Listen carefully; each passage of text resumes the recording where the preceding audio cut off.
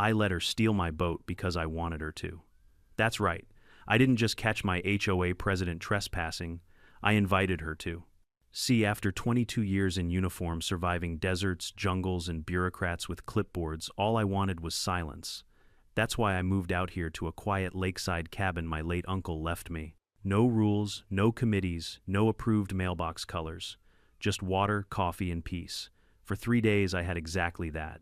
Then came her Skylar Campbell, queen of the HOA, sandals, squeaking clipboard clutched like a holy relic. She said the lake was community property. I said over my dock.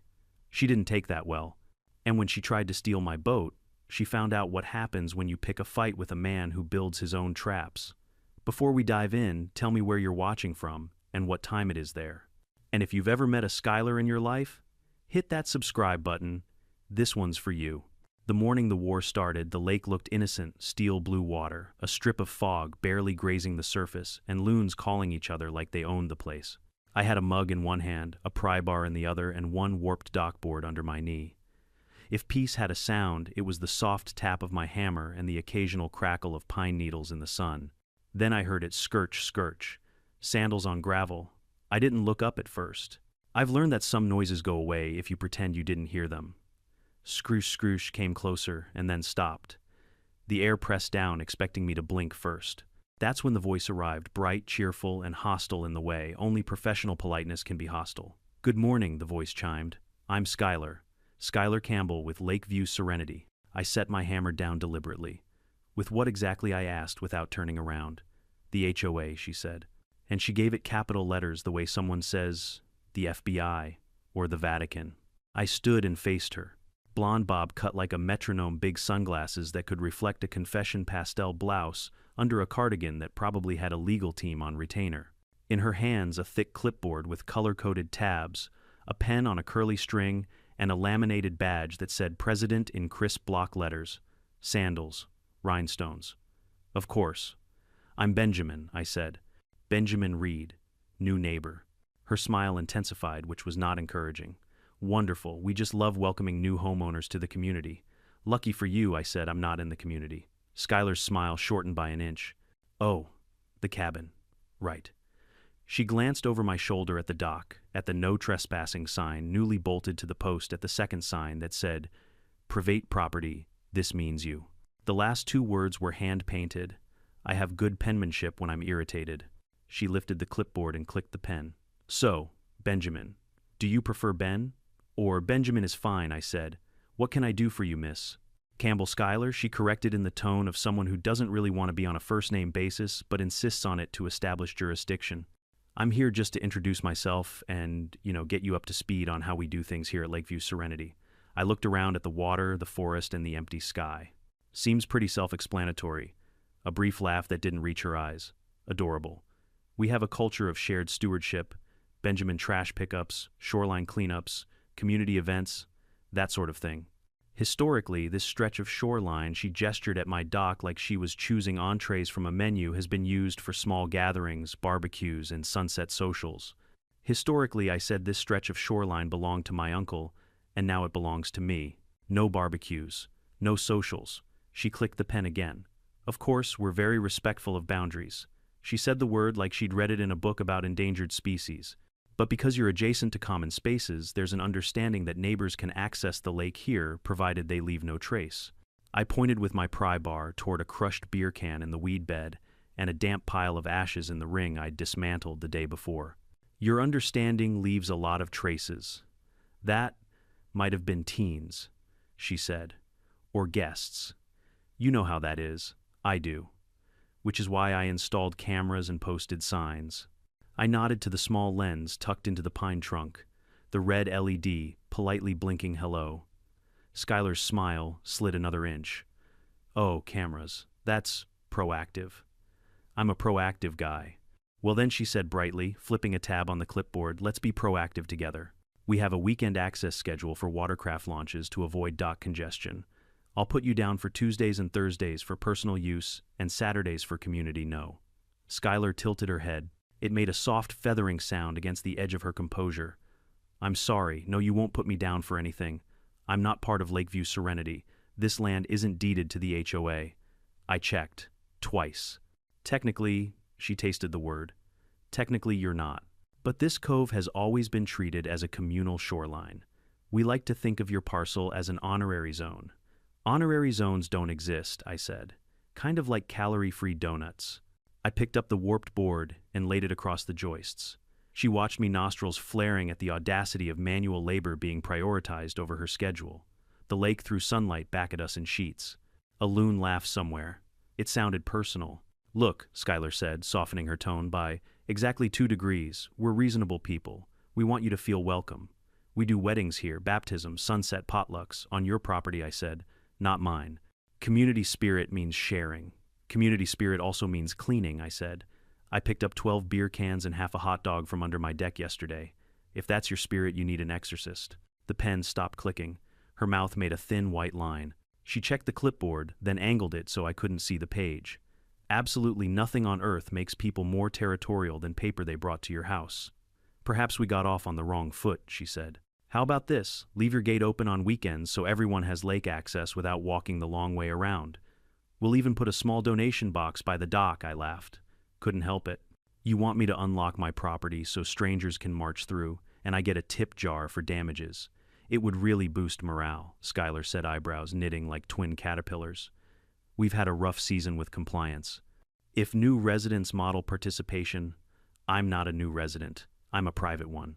Her sunglasses flashed a perfect reflection of me, 6'2" weather-beaten t-shirt stained with sap, a pry bar that used to be a crow's favorite perch.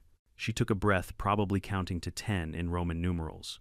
Benjamin, she said, with infinite patience, that had an expiration date. No one wants to be difficult. But if you insist on closing off a historically accessible shoreline, it creates friction, complaints, meetings, citations. Not here it doesn't, I said. If someone climbs my fence, it creates a 911 call. She blinked. The sound was almost audible. Are you threatening legal action? I'm promising it. There's a difference. A black SUV crept along the road behind the tree line, another board member, perhaps doing reconnaissance from the climate-controlled safety of a leather seat. Skylar clocked it, but didn't wave. She was in a scene and didn't want to ruin the blocking. Okay, she said, brisk again, back to the bullet points. Let's talk compromises. Would you consider allowing access for scheduled events? We have a community wedding coming up. Cindy Howard's daughter. Congratulations to Cindy, I said. They can rent the Marina Pavilion 2 coves over like everyone else. Skylar pressed her lips together in a way that suggested Cindy Howard's daughter had never stood in line for anything. And baptism, she asked. It's a lake. It's tradition. My dock isn't a church, I said. And if it were, I'd be the pastor. Pastors don't let strangers rewire the altar because it has nice lighting. Wow, she said softly. Okay, I see. You're that type. What type is that? The type who thinks private property is a personality. She smiled again, glittering edges back on. We'll see about that. Skylar, I said, lowering the board and meeting her sunglasses dead on. If I walked into your backyard, set up a grill, and left beer cans in your pool skimmer, what would you call that? Something changed in her shoulders. A small retreat quickly covered. That would never happen. We have a gate. So do I said. 2, in fact. They'll be closed. She jotted something on her clipboard with the satisfaction of a person who likes to write the words she plans to weaponize later. We'll be in touch, she said, pivoted sharp military, and started up the path sandals, scraping a farewell that sounded like filing an appeal. Hey, Skylar, I called after her. She paused and looked back over her shoulder. The sun caught the edge of her lenses and turned them white as a lie. Your clipboard, I said. Does it have a tab for trespassing? The smile she gave me was all teeth and charity. Does yours have a tab for community goodwill? Right between don't litter and stay off my dock, I said. She left without another word. The SUV snuck away like a deer that had learned to parallel park.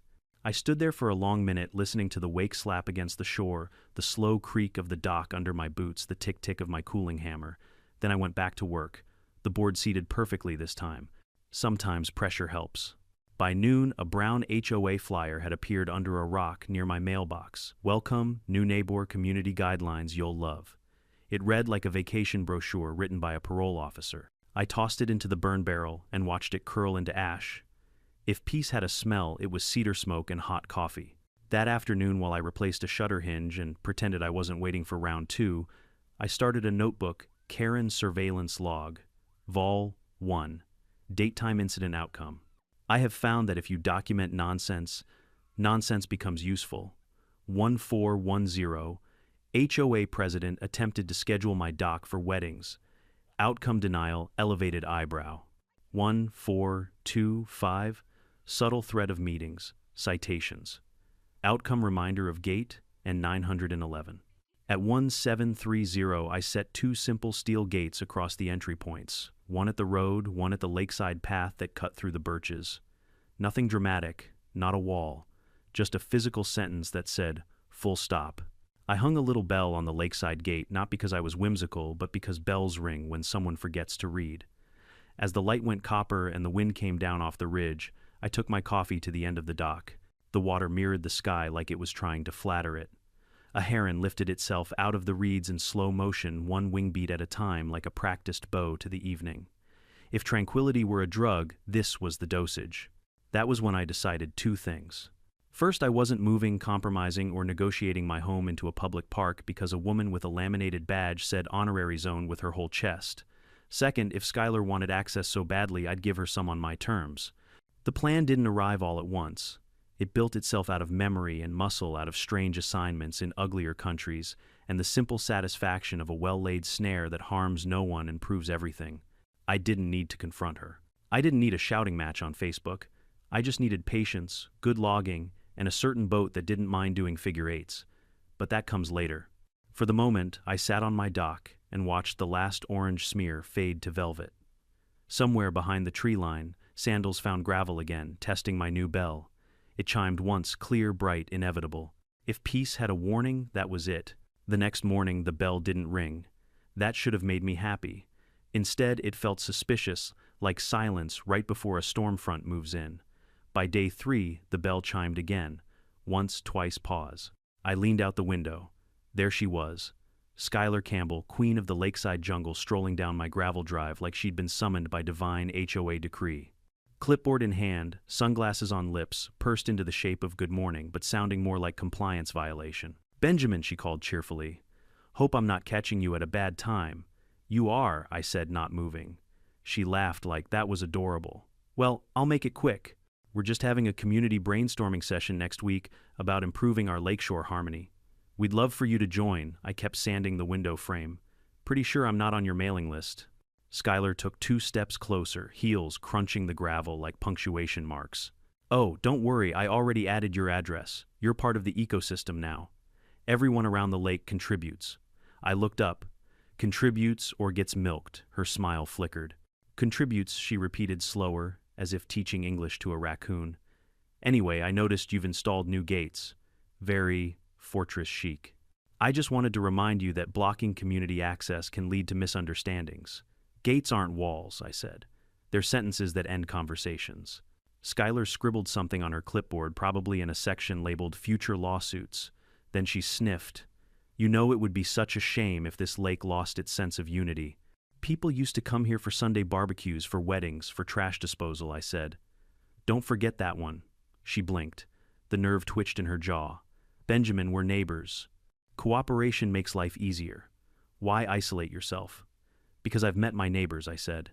Skylar's sunglasses tilted just enough for me to see her eyes bright, hard, and calculating. "We'll see about that," she murmured. Again, that phrase was becoming her national anthem. When she left, I checked my security feed.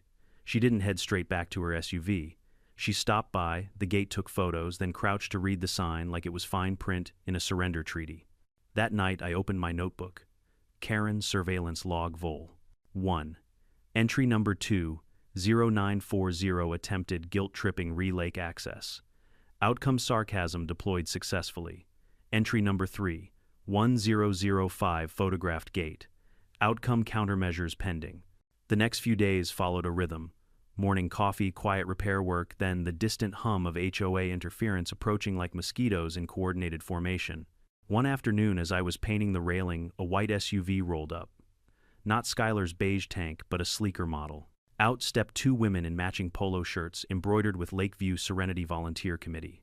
Behind them, 2 identical chihuahuas barked like malfunctioning alarms. "Good afternoon," the taller one called. "We're here on behalf of President Campbell to discuss shoreline beautification. I thought she'd come herself," I said, lowering my brush. "She's very busy," the shorter one said proudly. We're just collecting notes for next weekend's lake cleanup. We'll need full access to your dock for kayak staging. Not possible. They exchanged a look. The dogs yipped in protest. But the community voted I didn't. Sir, cooperation is mandatory, for I pointed to the sign again. Read the last 3 words. They squinted.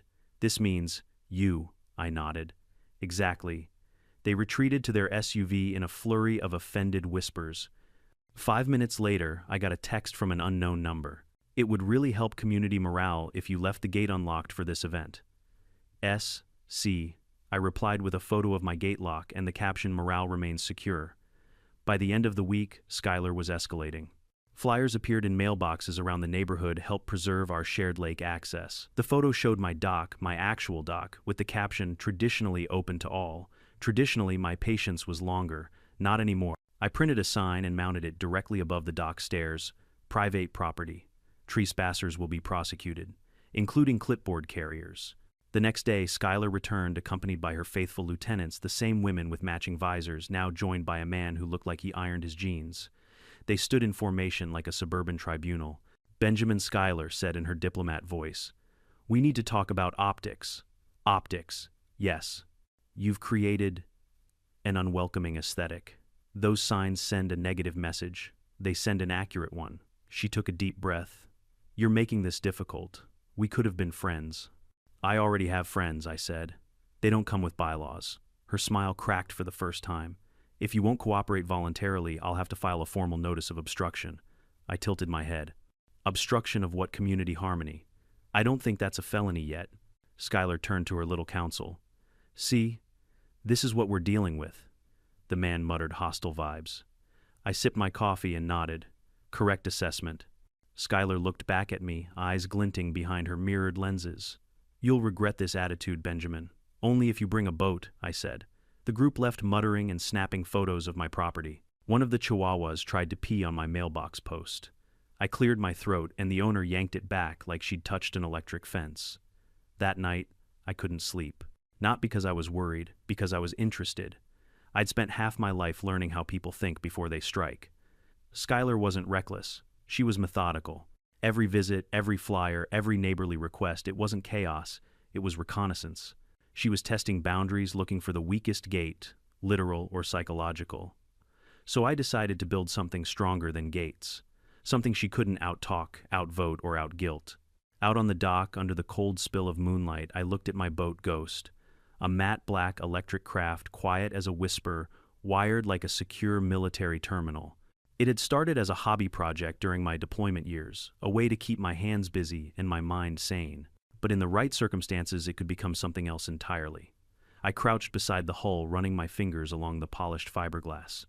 You might get a visitor soon, girl, I murmured. Let's make sure she gets the full tour. The next morning, I installed a hidden sensor under the deck planks, linked it to the boat's ignition system. Then I tested loop mode, the function designed for intruders. When triggered without an authentication key, the boat would lock all controls and slowly cruise in figure eights across the lake until manually reset. Safe, controlled, embarrassing. I watched the test run from the dock. Ghost glided out, turned curved again, its silent motor slicing the reflections like a scalpel. Perfect. I couldn't stop smiling. The following afternoon, Skylar appeared again, this time pretending to jog. She stopped conveniently near my dock, breathing dramatically, as if she'd run a marathon instead of 50 yards. Lovely boat, she gasped. Is it new old project? I said, wiping grease off my hands. Built it myself. Impressive, she said already, stepping closer than she should. We used to have a community pontoon, you know. We'd host tours, sunset, cruises, even weddings. Maybe you could revive that tradition. I don't do passengers. Oh, come on. She leaned on the railing, tilting her head. You'd be the talk of the neighborhood. People love feeling included. Then they can buy their own boat. She laughed, but it didn't reach her eyes. You really don't understand how we do things here, do you? No, Skylar, I said, locking eyes. I understand perfectly. That's why I don't play. Her jaw tightened. You think you're special just because you have a fancy boat and a fence. No, I said. I think I'm safe because I do. For a moment, something ugly passed behind her sunglasses. A twitch, a glint of offense, turning into determination. Then she smiled again, that brittle HOA smile that promised retaliation hidden under layers of pastel civility. Well, she said, sweetly, enjoy your solitude. I do every day. When she left, I didn't watch her go. I was busy checking that the hidden camera above the dock was running. It was. Battery full, storage empty, ready. Because if Skylar Campbell wanted a fight, she'd get one. She just wouldn't know when it started. The thing about boundaries is people only notice them when they hit one. Up until then, they think the world is a buffet and your dock is the dessert table. So I made the boundaries impossible to miss. First came the gates, plain steel, waist-high, hinged into concrete footers I poured myself. No rustic charm, no Instagram aesthetic. These were verbs, not decorations. I welded a crossbar on each, and set padlocks that could probably survive a bear attack, and at least 3 HOA subcommittees. Next came motion lights that flicked on like stage cues, and a pair of small dome cameras tucked into the eaves where the swallows used to nest. I rerouted the old wiring, snaked a line into an encrypted recorder, and tied the whole system to my phone with silent push alerts. If my coffee steamed, I'd know. If a blade of grass thought about leaning over the property line, I'd know that too. By late afternoon, I'd hung a simple sign on each gate: stop, private property, ring bell, wait. And just below that, in smaller letters that carried the exact opposite energy, trespassers will be politely escorted off the premises by the sheriff's office. Repeated trespassers will be impolitely escorted. The bell was not decorative, brass shipgrade tuned sharp and clear. When it rang, the sound cracked down the birch lane and bounced across the cove. If peace had an alarm clock, this was it. The first ring came 20 minutes after I set the last screw. Ding. I wiped my hands, set down my driver, and walked to the lakeside gate. On the other side stood Skylar Campbell and 2 women I recognized from previous skirmishes, each wearing a visor that matched her pastel polo. The taller one had a clipboard, twin, lighter and thinner, like a junior license to meddle. The shorter one clutched 2 leashes, attached to 2 trembling chihuahuas, wearing sweaters, despite the June heat. "Good afternoon," Benjamin Schuyler sang, smiling with every tooth God and a cosmetic dentist gave her. "We noticed your new, installations." "Gates," I said. "Words have meanings." The taller woman lifted her chin. Debbie Miller, Volunteer Committee Chair. She said it like she expected a salute. The shorter one bobbed her head. "Carol Simmons, Hospitality." "I don't require hospitality," I said, "but thanks." Schuyler's sunglasses tilted. "We're concerned about the message these gates send. It's exclusionary." "Correct," I said. "They exclude trespassers. Efficient little devices." Debbie glanced at her clipboard. "You're adjacent to common shoreline, which by tradition is a rumor people repeat until it feels like a law," I said. "If you think your tradition is legally binding, bring me the deed. Highlight the part that says honorary zone." Carol tugged a leash as one of the dogs tried to squeeze under the bottom rail. "We're just trying to keep the community cohesive," she said. "We have a sunset potluck on the calendar. It would be helpful if you open this gate for kayak staging." "I'm allergic to helpful," I said, "especially the kind mailed to my yard without consent." Schuyler exhaled, finally letting the performance slip half an inch. "Benjamin, you're making this adversarial. We can resolve this without escalation." "I agree," I said. "Please leave." She blinked too slowly. "No one is threatening you. You're on my gate discussing what my dock will be used for. That's a threat to peace and a direct attack on my day." Debbie cleared her throat with parliamentary purpose. "President Campbell would like to propose a compromise. We schedule your dock for limited community access during specific windows. In exchange, we provide—" "No," I said. "A donation box for maintenance costs." And no.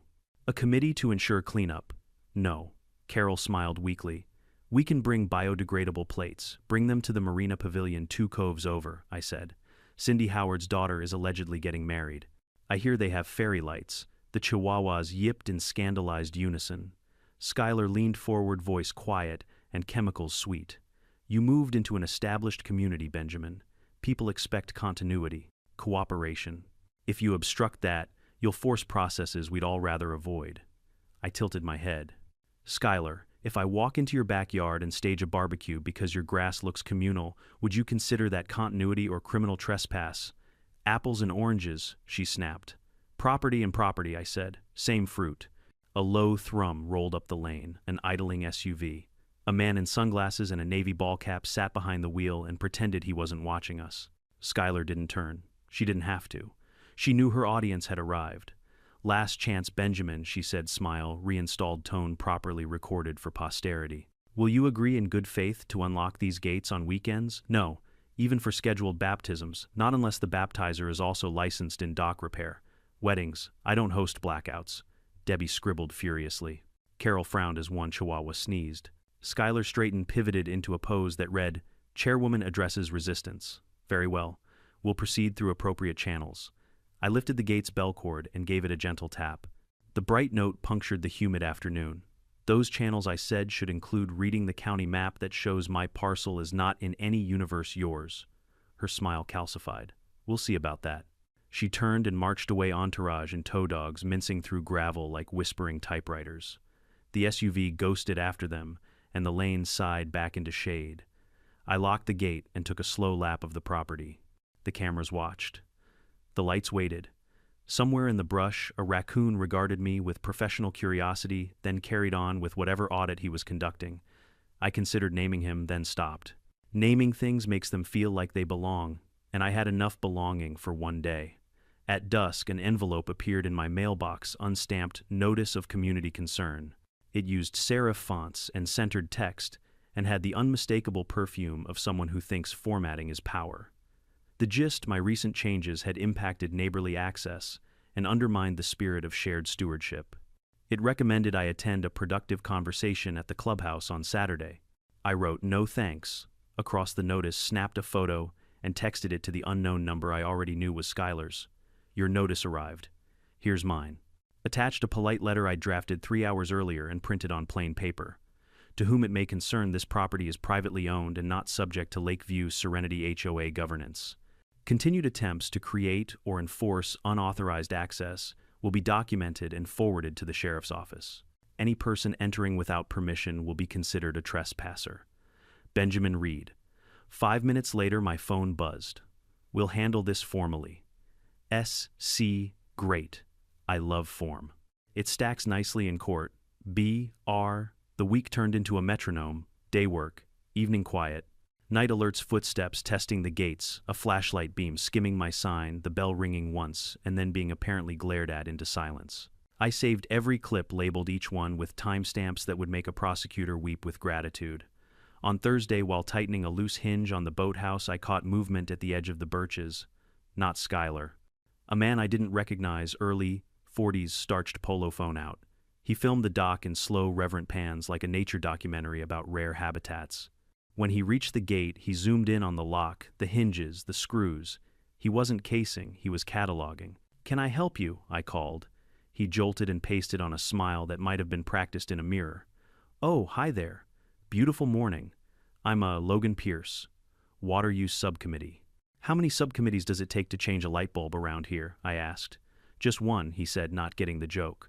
But it must file a memorandum. Here's mine, I said. Please leave. He left, but not before angling his phone over the top rail to snag a shot of the deck. I raised my own phone and took a photo of him taking a photo. Some exchanges are their own reward. That night, I sat on the dock with a single lantern and watched mosquitoes hesitate at the glow. On my phone, I opened the Ghost Control app, battery at 96% GPS, online geofence, armed loop mode, tested and ready. Not a weapon, a demonstration. A mirror held up to entitlement that would make entitlement dizzy. I could have called the sheriff then. I have a good practical relationship with the deputies. People who spend their lives stepping into other people's disasters tend to respect a man who keeps his own house in order. But there's an art to timing. If you call too early, the lesson never lands. If you call too late, you're cleaning up a mess you didn't need. So I set the hook and waited for the fish that thought it owned the lake. Friday morning, the bell rang twice. By the time I got to the gate, no one was there, just the trader routes of sneaker prints and a faint suggestion of perfume trying to conquer the smell of pine. A new flyer had been wedged under the latch. Community sunset, cruise reviving a Lakeview tradition. Stock photo of a pontoon boat. Date Sunday. Location Serenity Cove Dock. That was my dock's old nickname on their group page, apparently. It wouldn't be on the next draft. I took a Sharpie and added, AT the Marina in block letters, so big even a drone could read them.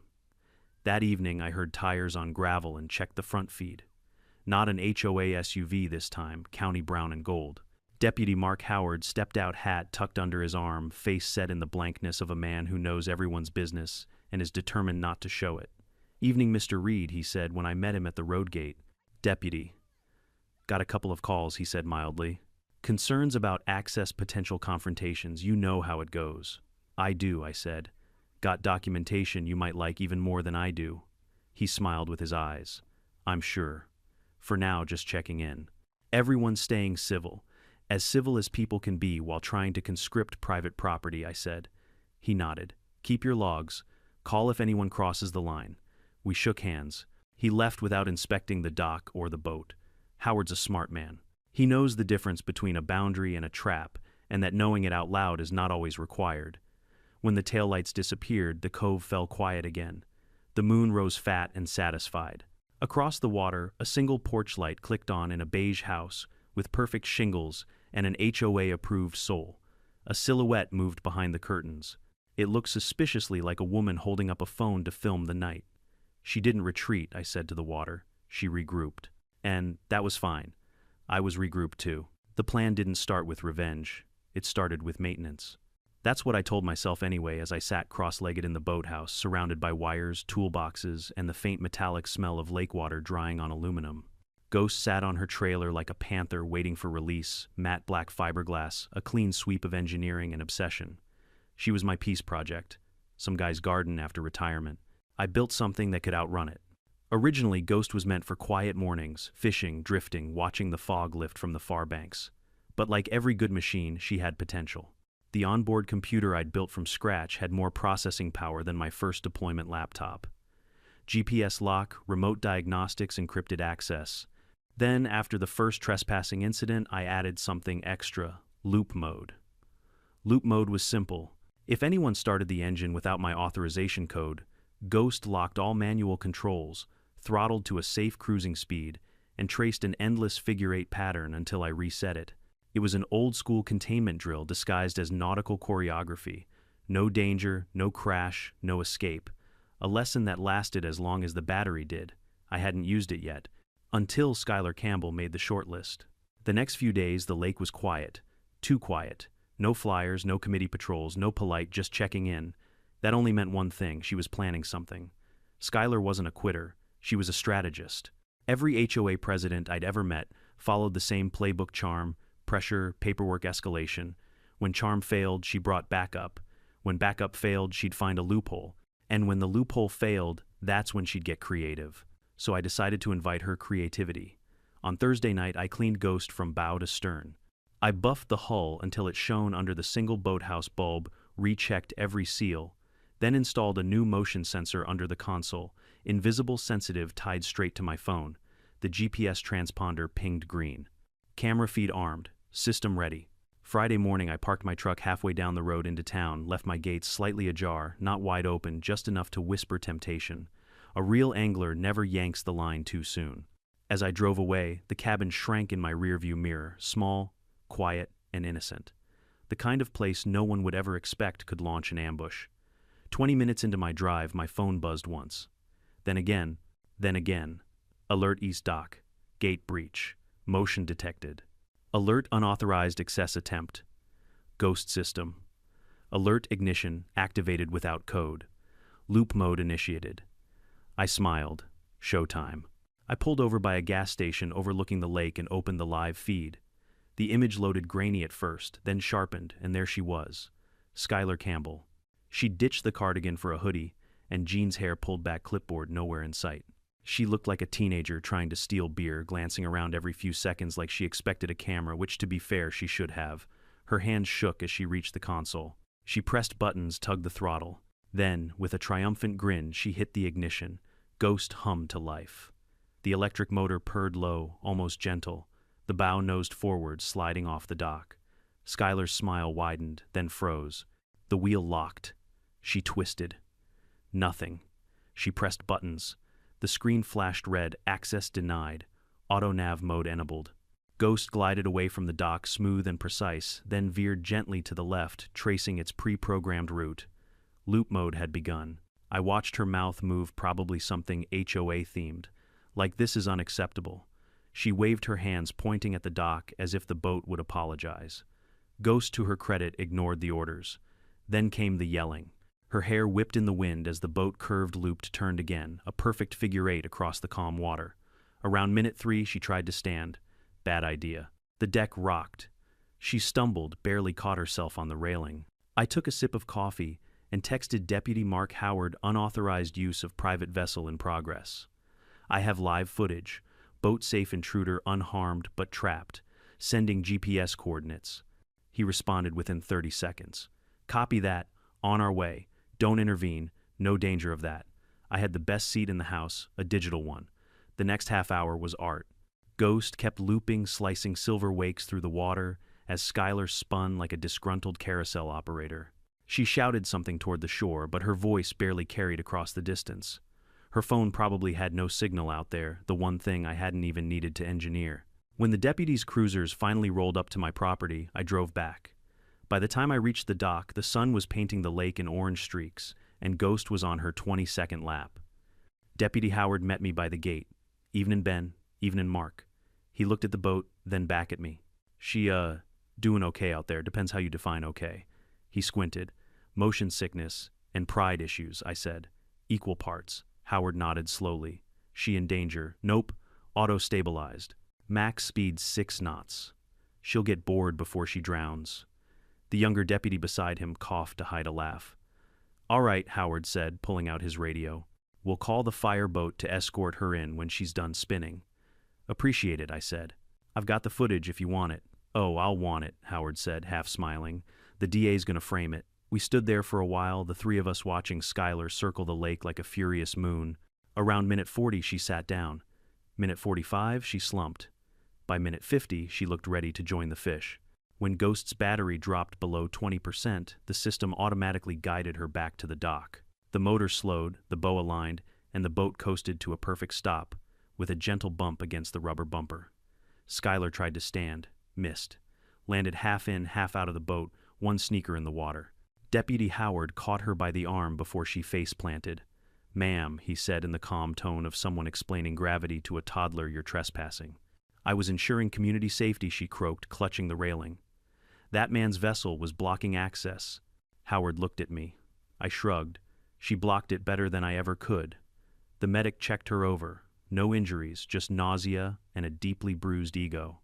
Howard turned back to me. You sure you don't want to press charges? Not yet, I said. She's learned more in one loop than a courtroom could teach. Still, we'll take statements.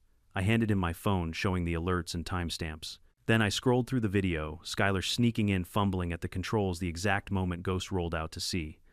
Howard let out a low whistle. You know, he said, I've seen drunk boaters, runaway jet skis, even one guy who launched a pontoon with his truck still attached. But this? He chuckled. This is art. Performance art, I said. As they escorted Skylar toward the ambulance, she turned to glare at me, eyes bloodshot, lips trembling. You'll regret this, she hissed. I doubt it, I said. Abuse of technology, endangerment, I'll sue. Get in line, I said. It's a long one. She was loaded into the back of the ambulance, still shouting about bylaws and boating ordinances as the doors closed. Howard handed back my phone. Well, Ben, I think that's a wrap. Appreciate it, Mark. He tipped his hat. Next time, maybe set the loop to figure 9, just to keep things fresh. I laughed for the first time in days. I'll consider it. As the sirens faded up the road, I sat on the edge of the dock. Ghost's hull dripped silver threads into the lake. I reached out, patted the smooth fiberglass. Good girl, I said quietly. Mission complete.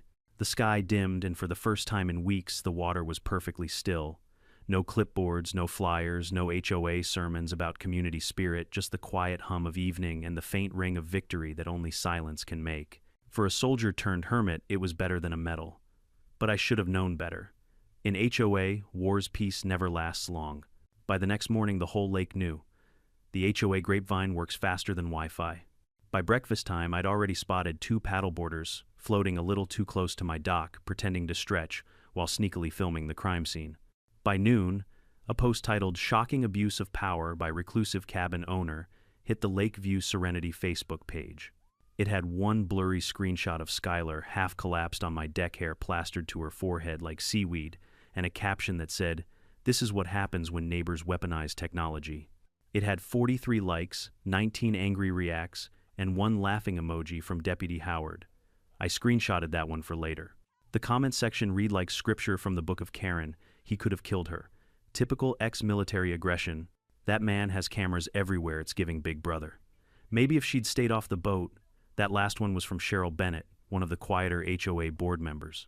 I remembered her. She was the only one who'd actually said hello when I moved in.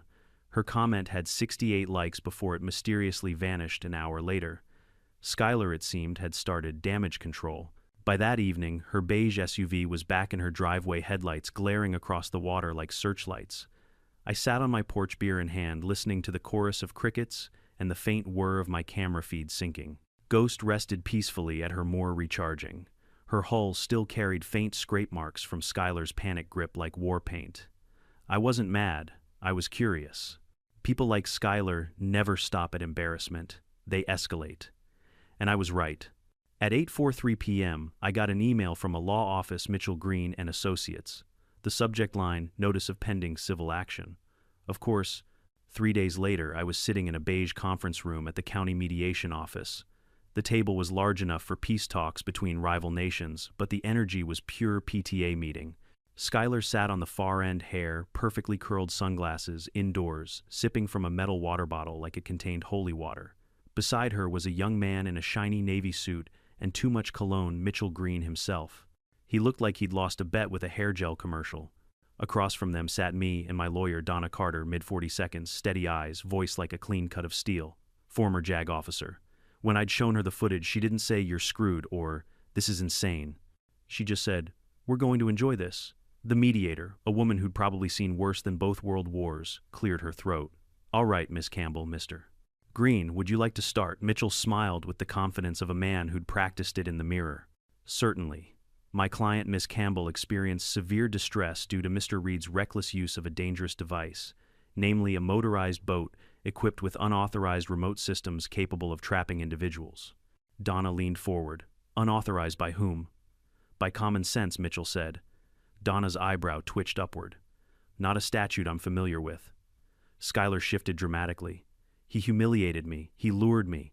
That boat was left unattended, unsecured, like an invitation to the community. I was simply checking for safety hazards." I took a slow sip of my coffee and then decided to steal it. Her sunglasses turned in my direction. "Operate it," she corrected. "Without permission. I thought it was community property." "Funny," Donna said, flipping open a folder thick enough to stun a bear. "Because 2 weeks ago you told him, and this is your voice on video. Technically it's not part of the HOA, but we treat it like one." Skylar froze. Mitchell cleared his throat. "That statement was, taken out of context." Donna smiled like a predator stretching. "Oh, there's context. I've got the whole conversation here." She slid a USB drive across the table, time-stamped, with corresponding GPS data showing Miss Campbell entering my client's private property 36 minutes later. Mitchell hesitated. "We're not disputing her presence. We're disputing intent." "Intent to what? Float in circles?" I asked. Skylar's lips pressed thin. "He trapped me. That boat locked me in. I was helpless." Donna leaned back. Helpless enough to spend 43 minutes screaming at a machine while refusing to press the large red stop button labeled Emergency Dock Return. Silence. The mediator coughed delicately. Mitchell regrouped.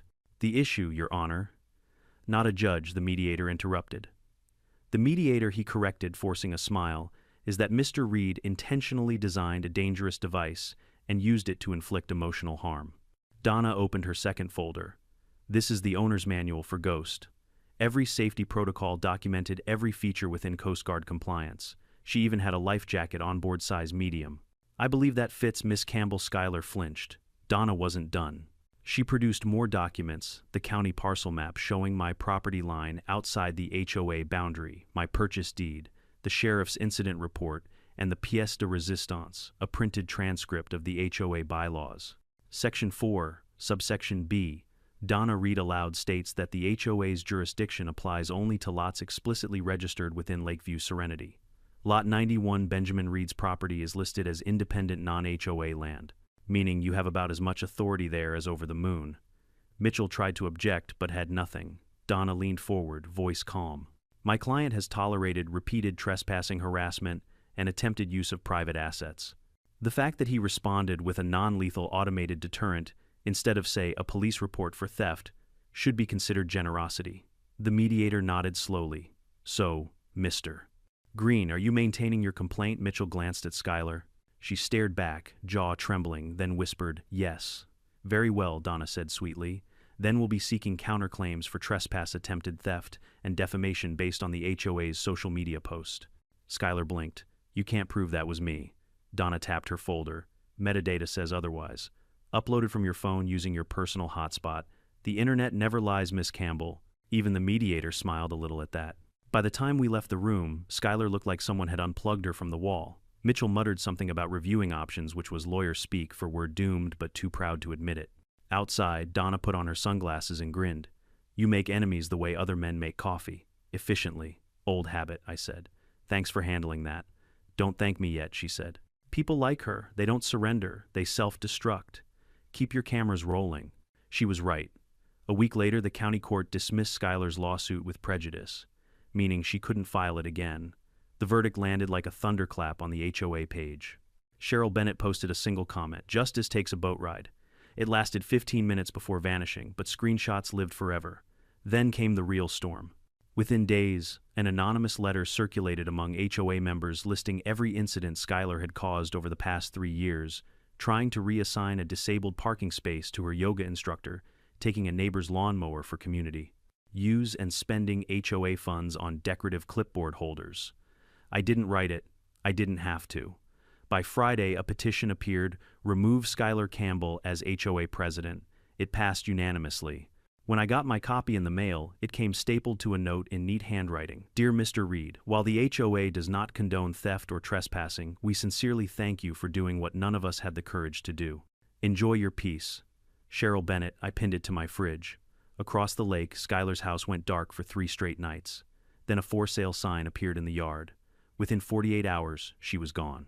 No announcement, no goodbye post, just a silence so heavy it made the whole lake feel lighter.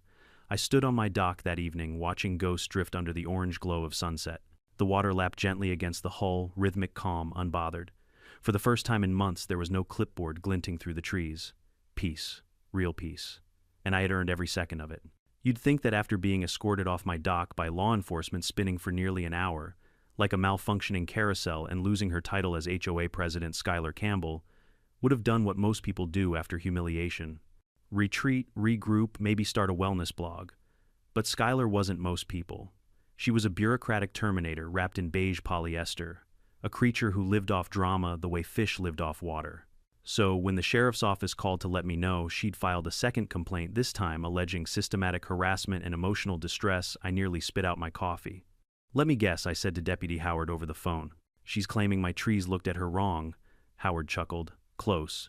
Says your cameras follow her car. Well, they point in that direction, I admitted, because that's where the road is. She says that's psychological intimidation. Tell her it's optical coincidence, Howard sighed. Just keep your paperwork, Ben. She's flailing, but she's flailing loudly. I thanked him and hung up, then looked out at the lake, calm, reflective, unaware of the storm brewing on land. Ghost floated silently in her berth, the model of serenity. I wish I could have said the same for the HOA board. A week later, an official notice arrived, Campbell versus Reed civil hearing scheduled. She'd actually gone through with it. The courtroom was small, the kind designed for traffic violations and domestic spats, not full-blown HOA warfare. Yet somehow, Skylar managed to turn it into theater. She arrived early wearing a dove-gray blazer pearls and her signature sunglasses indoors again. Her new lawyer wasn't Mitchell Green, rumor had it he'd jumped ship after the last embarrassment, but a woman named Patricia Horn, sharp-suited and equally sharp-tongued. Donna Carter and I walked in 5 minutes before the hearing. She carried only one folder, thin, calm, and confident. I carried coffee, always coffee. When Skylar saw me, she gave a tight smile. Enjoying your 15 minutes, trying to stretch it to 20, I said. Patricia rose. Mr. Reed, my client is deeply traumatized by your reckless actions, Donna interrupted. Save it for the judge counselor. He's not in yet. Patricia bristled. Skylar whispered something in her ear. Donna leaned toward me. She's gonna overplay this. Watch. She was right. When the judge entered, a gray-haired man named Judge Halbrook, with the patience of a glacier, Skylar launched into her opening statement like a martyr auditioning for sainthood. Your Honor, I was simply ensuring the safety and accessibility of our community when Mr. Reed's weaponized boat entrapped me on the lake. I was terrified, dizzy. I could have drowned. Halbrook adjusted his glasses. Was there any water in the boat, Miss Campbell? She hesitated. No, but the possibility. Did the defendant at any point threaten you physically or verbally? No, but he engineered a trap. Halbrook sighed. Continue. She did for 20 straight minutes. Words like trauma, intimidation, and technological ambush flew across the courtroom like confetti. Patricia nodded solemnly at each one, occasionally shooting me a glare so intense it could have been entered as evidence. When it was finally Donna's turn, she stood, walked to the podium, and pressed play on a small tablet. The courtroom speakers came alive with crystal-clear audio. Access denied. Auto-nav mode enabled. Skylar's voice. What no, stop. Stop turning. Boat system. Automated safety protocol active. Skylar. You stupid machine. I'm the president. Laughter rippled through the room before the judge banged his gavel. Donna let it play 15 more seconds, enough to show Skylar waving her arms like a conductor, having a meltdown before pausing it. Your Honor, Donna said, as you can hear, my client did not endanger Miss Campbell. In fact, the system clearly states it's an automated safety feature. She wasn't trapped, she was protected from herself. Patricia shot up. Objection dramatization overruled, the judge said, not looking up. Continue. Donna nodded and handed him a document. These are the GPS logs showing the boat's path, speed, and automatic return sequence, all within legal safety limits. We also have security footage of Miss Campbell entering my client's dock without consent. The judge scanned the paperwork, expression neutral. Miss Campbell, were you invited onto the defendant's property? Skylar stammered. I was acting in the interest of the community. Answer the question. No. And did you attempt to operate his boat? Yes, but thank you. You may sit. Donna's final blow came quietly. She opened her thin folder and withdrew a single printed sheet, a screenshot of Skylar's deleted Facebook post with the caption, "This is what happens when neighbors weaponize technology." Your Honor, Donna said smoothly, this post was uploaded from Miss Campbell's account and circulated throughout the HOA. It has since been deleted, but the damage was done. My client was portrayed as a violent recluse. The sheriff's office even had to field nuisance calls about him. That's defamation. The judge looked at Skylar over the rim of his glasses. You wrote this, Skylar's voice dropped to a whisper. It was emotional. Most things are, Miss Campbell, he said dryly, but emotions don't override property law. He tapped the gavel once. Case dismissed with prejudice. Miss Campbell, you are to remove all posts and issue a public retraction within 72 hours. Mr. Reed, you're free to go. Bang. Done. Skylar's mouth opened and closed like a fish gasping for oxygen. Patricia packed up in silence, already mentally sending her bill. Donna leaned over and whispered, "That was fun. Let's do it again sometime." I grinned. Next time, I'll bring popcorn. Outside the courthouse, reporters weren't waiting, just 3 HOA board members clutching folders like shields. One of them was Cheryl Bennett. She caught my eye and smiled faintly. "Guess she didn't make it easy on herself," she said. "She never does." "She's finished," Cheryl said. "The board's voting tonight. It's unanimous." By the next morning, the results were official. Skylar Campbell removed as HOA president, effective immediately. The news spread like wildfire. I didn't celebrate, not really. I just brewed another pot of coffee, took Ghost out for a quiet drift, and watched the neighborhood from a comfortable distance. A few days later, a new post appeared on the community page. This one, from Cheryl, effective immediately. Lakeview Serenity HOA will respect all private property boundaries. Let's rebuild trust and maybe not steal boats. It had over 100 likes, mostly laughing emojis. But the real comedy arrived that weekend. I was sitting on my porch polishing a fishing reel when I saw Skylar's beige SUV roll down the road, one last time stuffed with boxes, a small ficus tree, and what looked suspiciously like her clipboard wedged in the passenger seat. She didn't look over, didn't wave, just drove past, windows up, like the world was too loud for her now. Behind her car, a realtor sign flapped in the breeze. For sale, Lakeview Serenity, Lot 12. And just like that, the lake was quiet again. 2 days later, a letter arrived, handwritten, elegant, cursive, "Dear Mr. Reed, while the HOA cannot officially condone your boat incident, many of us secretly applauded it. You reminded us that rules without respect are just noise. Enjoy the peace you've earned. CB." I pinned it on my fridge beside my fishing permit. That evening, I took Ghost out for her first real ride since the chaos. The sun dipped low, painting the lake in molten gold. As the motor hummed beneath me, I caught my reflection in the still water, older, sure, but lighter, like I'd finally peeled off a layer of tension I didn't know I was carrying. I'd fought wars before, but this one, the suburban kind, fought with bylaws and clipboards, had been the strangest of them all, and somehow the most satisfying.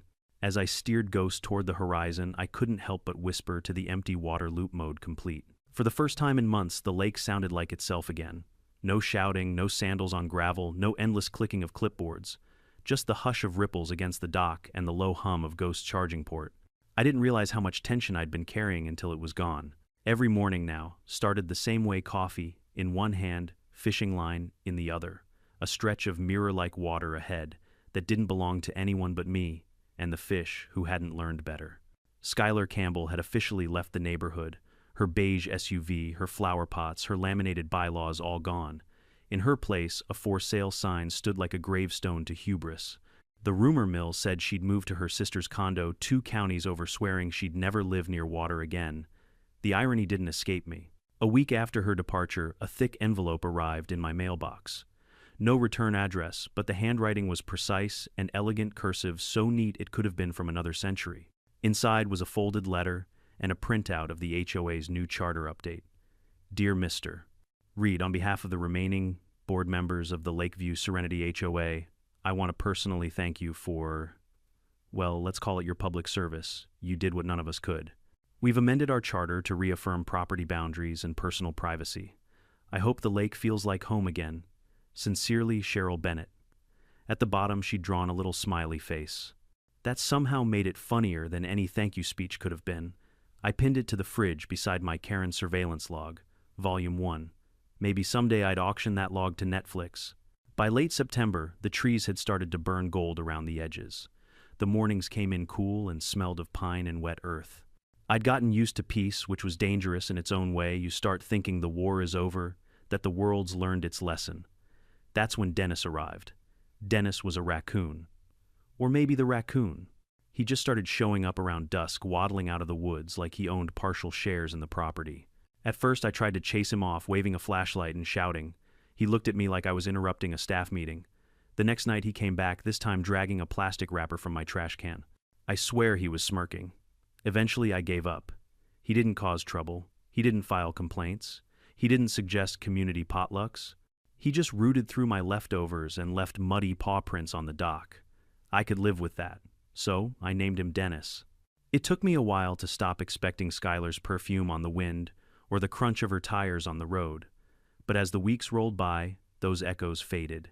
The HOA, newly humbled, stayed in its lane. Cheryl sent an occasional email with meeting notes, each one shorter and more apologetic than the last. The subject lines read like a collective apology, friendly reminder, no trespassing and respecting property rights, our new policy. Imagine that progress by embarrassment. One afternoon, while replacing a loose plank on the dock, I found Skylar's old folding chair, half buried in reeds. Rusted algae-stained legs twisted from too many summers of ownership. I pulled it out, hosed it off, and leaned it against the boathouse. A trophy. By October, I'd upgraded the security system again. Not because I needed to, but because habit is hard to break. The new setup linked all the cameras, motion sensors, and gate locks to one master console. Ghost now had facial recognition, which was both convenient and petty. If the system ever detected Skylar's face again, it would automatically trigger a voice alert through the dock speaker: unauthorized user detected. Please consult your therapist. Not that she'd ever return, but it made me smile just knowing it existed. That same week, I invited Deputy Howard over for a beer. He pulled up in his county cruiser boots, dusty grin easy. So he said, leaning against the railing, heard the queen bee finally buzzed off. Far and fast, I said. Probably started a new hive somewhere. He chuckled. You know, we still get calls from other HOA presidents asking what exactly happened out here. My report just says, loop mode educational demonstration. Accurate enough. He raised his bottle, to peace with teeth. I clinked his bottle, and silence with sensors. That night, I sat on the porch with Ghost's charging light glowing faintly blue behind me. Dennis rustled in the trash, and an owl called from the woods. The lake shimmered silver under the moon, smooth as glass. For the first time since I moved in, it finally felt like home. I thought back to the day I'd arrived, the burnt coffee, the creaking dock, the hopeful belief that peace could last without effort. I'd been wrong about that part. Peace doesn't last by accident. It lasts because you defend it. And sometimes defending it means building a boat that bites back. The winter passed quietly. Snow draped the pines, the lake froze to glass, and I spent evenings by the wood stove tinkering with Ghost System or reading old field manuals out of nostalgia. Every now and then I'd receive a postcard, sometimes from Cheryl, sometimes from neighbors. I barely knew simple notes like, "Thanks for standing your ground. Lake's quieter now. Feels safer." We still laugh about loop mode. If you'd told me a year ago that I'd become a local folk hero for trapping an HOA president on a boat, I'd have laughed. Yet somehow that's exactly what happened. By spring, even the raccoon had mellowed into routine. Dennis would climb the porch steps every other evening, tap his paw on the railing like a doorbell, and wait for a scrap of jerky. When I didn't oblige, he'd steal it himself. He reminded me of Skylar, sometimes persistent, entitled, but smarter. Dennis never tried to own the lake. He just visited it. One morning, just after dawn, I took Ghost out for a quiet drift. The sun climbed slow and pale, the mist curled off the water like smoke from a resting fire. I let the engine idle, feeling the soft rumble through my boots. Halfway across the lake, I cut the power completely. The silence that followed wasn't empty, it was earned. In that stillness, I thought about the years of service, the battles abroad, and the strange little war that followed me home. It wasn't about land or water, not really. It was about the same thing soldiers have fought for since the beginning of time, the right to peace, however small, however fragile. I smiled and whispered to the lake, "Guess we both made it." Now, whenever people ask if I'd ever move back to the suburbs, I just laugh. Not unless they drain this lake, I tell them, and even then I'd buy the crater. These days, my biggest complaint is that Dennis learned how to open the cooler. I'll take that kind of problem any day, because peace, when you've fought for it, isn't just silence, it's satisfaction. It's the sound of nothing going wrong. It's knowing that when the world knocks on your gate with a clipboard, you've got a lock and a boat ready to answer. And if Skylar Campbell ever decides to visit again, let's just say Ghost got a few upgrades. The cameras now recognize entitlement. As the evening sun bleeds into the horizon, I settle into my chair on the dock. A cold beer in hand, Dennis snuffling somewhere nearby. Ghost resting quiet and loyal. The air smells like pine ozone and victory. I raise my bottle to the fading light and say softly, "You don't mess with an old soldier's silence, because silence, after all, is sacred. And this lake, it finally learned who it belongs to." Sometimes peace isn't about escaping noise, it's about teaching the noise to respect boundaries. We live in a world full of people like Skylar Campbell, people who mistake control for care and community for ownership. But the truth is, simple respect isn't given by title or clipboard, it's earned by character. Benjamin Reed's story isn't just about revenge. It's about reclaiming calm in a world that constantly tries to take it away. It's about knowing that silence isn't weakness, it's strength that's learned how to breathe.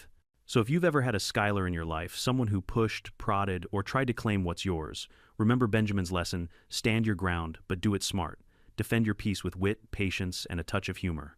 Now tell me, have you ever faced a Karen or a HOA nightmare of your own? Share your story below. And if you enjoyed this wild ride, make sure to subscribe, because in this channel, justice always finds its way back to the lake.